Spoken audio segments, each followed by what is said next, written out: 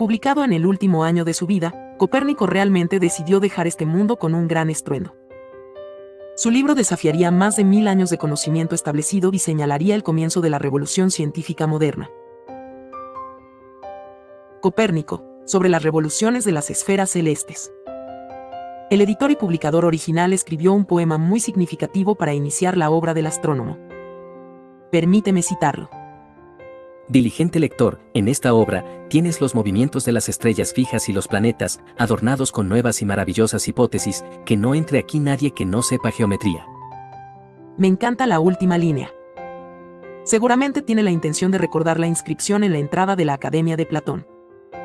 Como tal, el editor, Andreas Osiander, busca conectar la hipótesis revolucionaria de Copérnico con la sabiduría antigua y tradicional. El editor también intenta utilizar el escepticismo para proteger la obra. El escepticismo es necesario para cualquier verdadera filosofía, y así dice. En lo que respecta a las hipótesis, que nadie espere certeza alguna de la astronomía.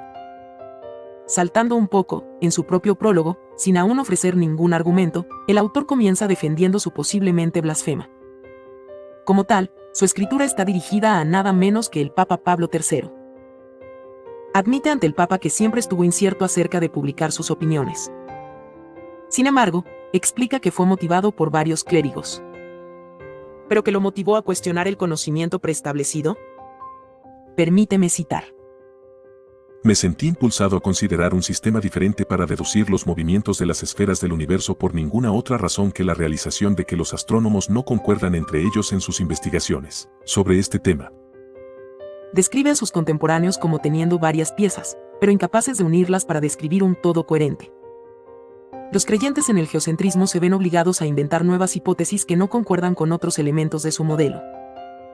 El modelo de Copérnico, afirma él, encaja con todo lo que ya está acordado, como el tamaño de los planetas y sus distancias a la Tierra, sin tener que introducir superfluas o contradictorias hipótesis. El astrónomo luego menciona cómo encontró en Cicerón y Plutarco que ciertos filósofos antiguos argumentaban a favor del heliocentrismo. Cita a este último, quien a su vez da crédito a los pitagóricos.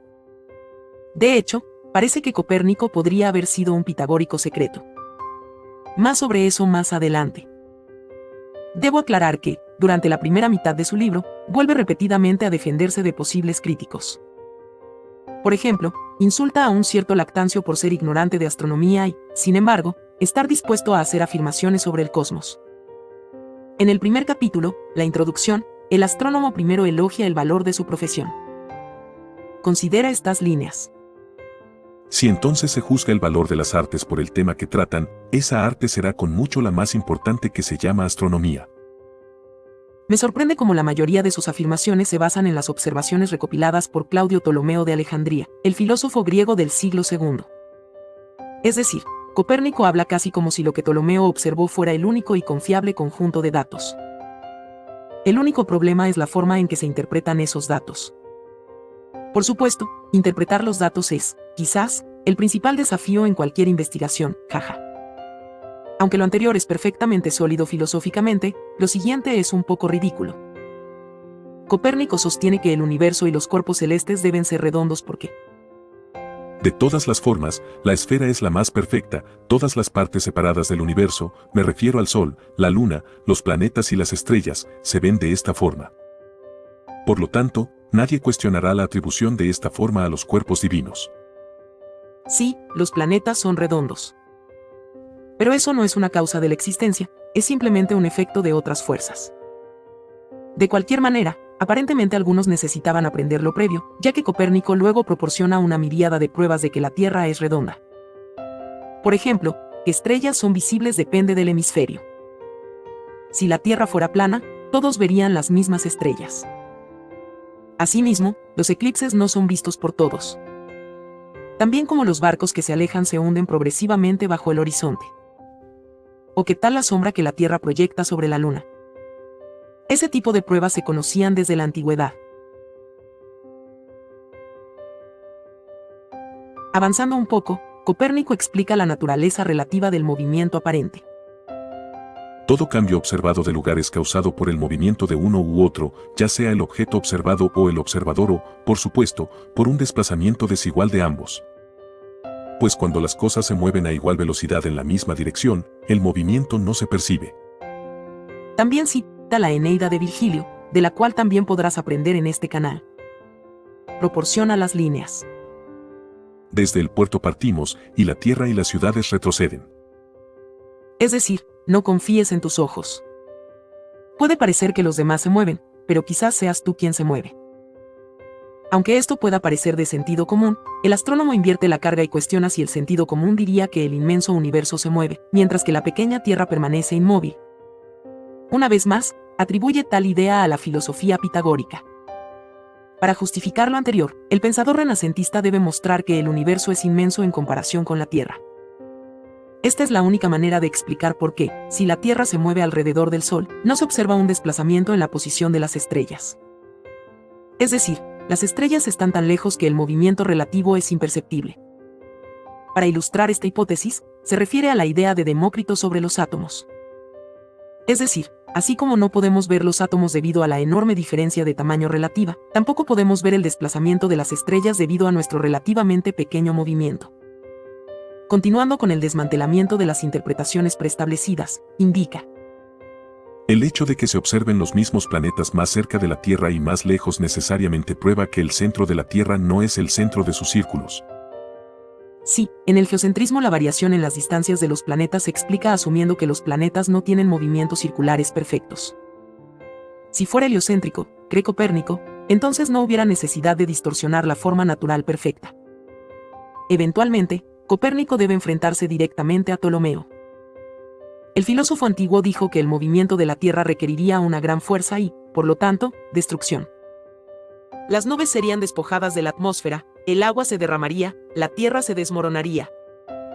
Copérnico responde lo siguiente: si alguien cree que la Tierra gira, seguramente sostendrá que su movimiento es natural, no violento.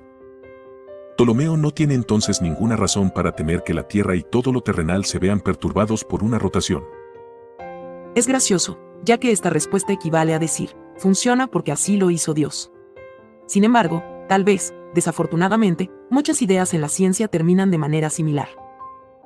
Como el azar subatómico o la desintegración atómica, la respuesta a menudo es, esa es su naturaleza, jaja. Más lógico es el contraargumento de que Ptolomeo debería preocuparse de que la presión ascendente del aire y el fuego expandiría el universo infinitamente. Por supuesto, dado el universo en expansión y la energía oscura, tal respuesta es jocosa para una audiencia moderna. El pensador renacentista también argumenta que quizás la mera proximidad a la Tierra otorga al aire y al fuego ciertas cualidades terrenales. Lleva esta posibilidad tan lejos que incluso insinúa una teoría de la gravedad. Considera las líneas. Creo que la gravedad no es más que un cierto deseo natural, este impulso está presente, suponemos, también en el Sol, la Luna y los otros brillantes planetas. Eso es digno de asombro. Dispuesto a enfrentarse a oponentes dobles, Copérnico también desafía al propio Aristóteles. El renombrado filósofo argumentó que los cuerpos inanimados solo se mueven en tres direcciones posibles, hacia arriba, hacia abajo o en círculos. Debo aclarar que por hacia arriba o hacia abajo se refería a moverse hacia o alejarse del centro de la Tierra. Así, la Tierra y el agua tienden a moverse hacia abajo, mientras que el aire y el fuego se mueven hacia arriba. Copérnico dice que la existencia tiene más matices. Sorprendentemente, es consciente de que los cuerpos que caen no lo hacen a una velocidad constante. Del mismo modo, el aire o el fuego que ascienden no lo hacen de manera uniforme o constante. En cambio, señala que su movimiento se atenúa. Por lo tanto, si se mueven de forma lineal o circular depende más de su posición que de su composición. Por eso sostiene que los objetos en el espacio se mueven en círculos, mientras que los objetos cercanos a la Tierra se mueven hacia arriba o hacia abajo, brillante. Permítanme citar. Seguramente la división de Aristóteles del movimiento simple en tres tipos será interpretada meramente como un ejercicio lógico. De manera similar, distinguimos la línea, el punto y la superficie, aunque uno no puede existir sin el otro y ninguno de ellos sin un cuerpo. Eso es tan jocoso que me pregunto si lo dijo como una especie de bofetada metafórica. Es digno de mención el argumento de que la inmovilidad es divina, y por lo tanto debería atribuirse al hogar que la divinidad creó para los humanos. Copérnico responde que la cualidad divina es más adecuada para el cosmos en su conjunto. El geocentrismo requiere que toda la creación de Dios sea despojada de la cualidad divina de la quietud, mientras que en el heliocentrismo, En el centro de todo está el sol. Pues en este templo tan hermoso, ¿quién colocaría esta lámpara en otro lugar o en una mejor posición que desde donde pueda iluminar todo al mismo tiempo? Así, de hecho, como si estuviera sentado en un trono real, el sol gobierna a la familia de planetas que giran a su alrededor. sí, esa también era una imagen pitagórica.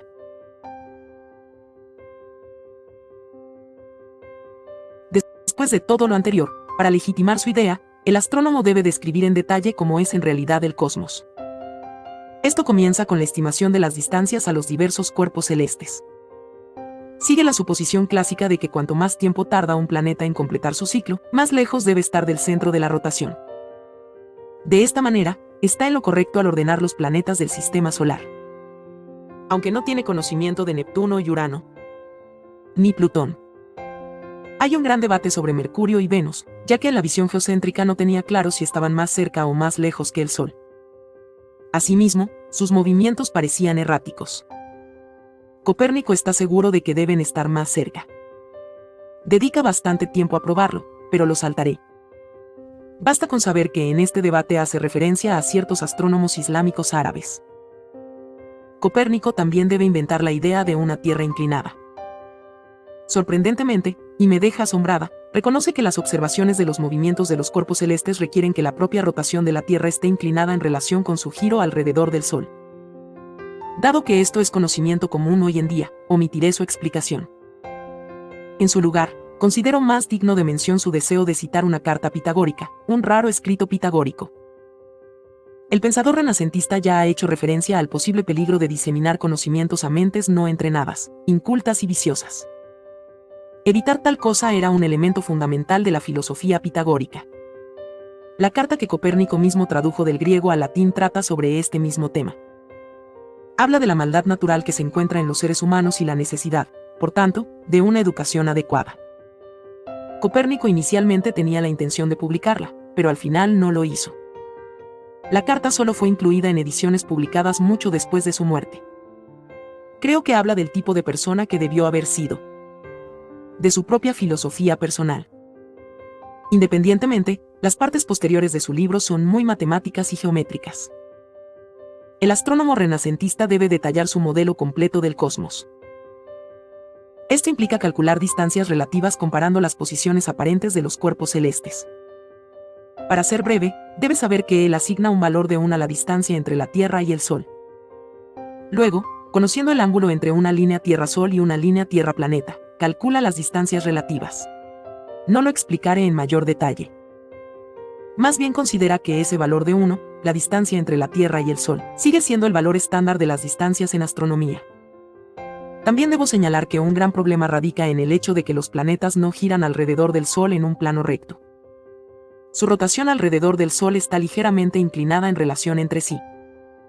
Me parece curioso que, dado su énfasis en las formas perfectas o ideales, no vea ningún problema con esta realidad. Por supuesto, la visión geocéntrica también tendría este mismo problema.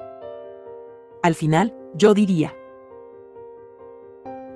dado que desafía nuestro sentido del orden y no ofrece mucha hospitalidad, seguramente el universo no fue hecho para nosotros.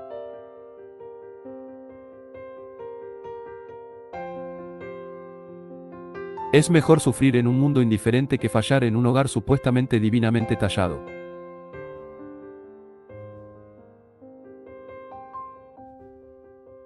Ya que acabo de ofrecerte 2 aforismos, en este caso simplemente debes saber que este es el comienzo de una serie sobre los filósofos naturales del Renacimiento. Aparte de Copérnico, incluirá obras de Giordano Bruno, Galileo Galilei, Johannes Kepler y Francis Bacon.